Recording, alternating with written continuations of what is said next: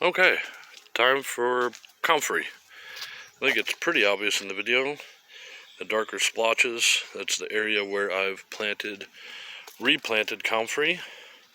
And hopefully this time I've kept them moist instead of like the last time where I let them sit for a week. It's pretty important to keep plants, maybe when you get them, plant them like that day, but if you can't, at least try and keep them moist.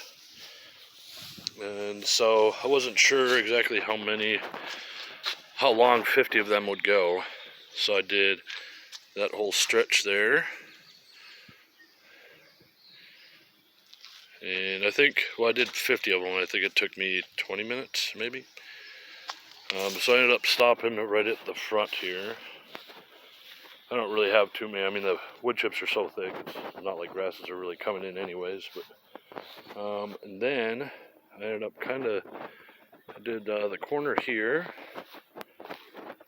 It was like a big V.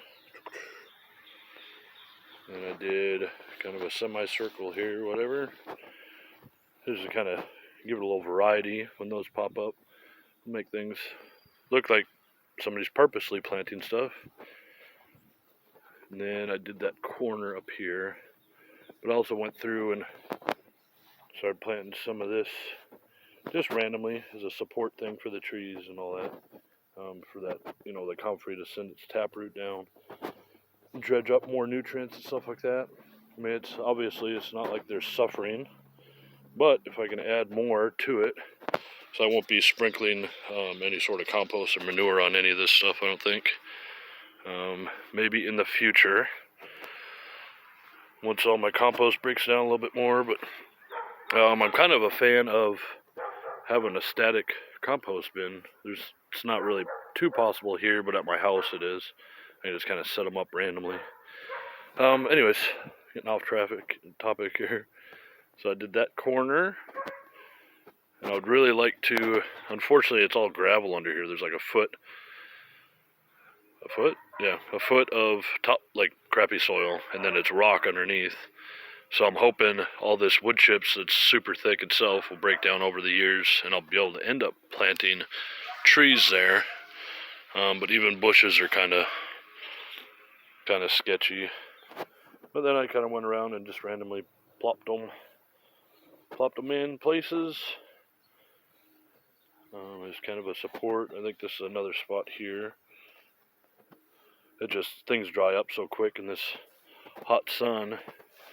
And there's another spot. And right here, I actually did a bunch right here, but you can't really tell. So that stuff's drying up so quick. And you can notice where the shade is, right here, right on the edge of the shadow, how much wetter that still is compared to something I planted I was just touching 8 minutes ago. That was like 20 minutes ago, and that was like 8 minutes ago. So that kind of gives you an idea of how quick the sun can cause evaporation. And I think I put another random one there and there. Yeah, so that's really good. I mean, kind of expensive, but the amount that these comfrey dredge up, the amount of nutrients and all that is really, really incredible. If you ever get a chance to look up the characteristics or the taproot of a comfrey, you'd probably be surprised. That and things like dandelion.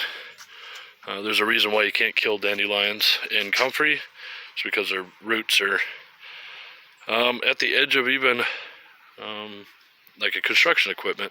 I mean, unless you have something that can dig down 80 feet, you'd be hard pressed to kill comfrey and dandelion.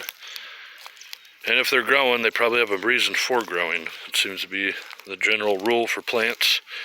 If it's growing, there's a reason why it's growing. So, alright, well that's it for comfrey, and everything's all mowed up and cleaned up here. So I'm going to run back home and get these 2 videos uploaded.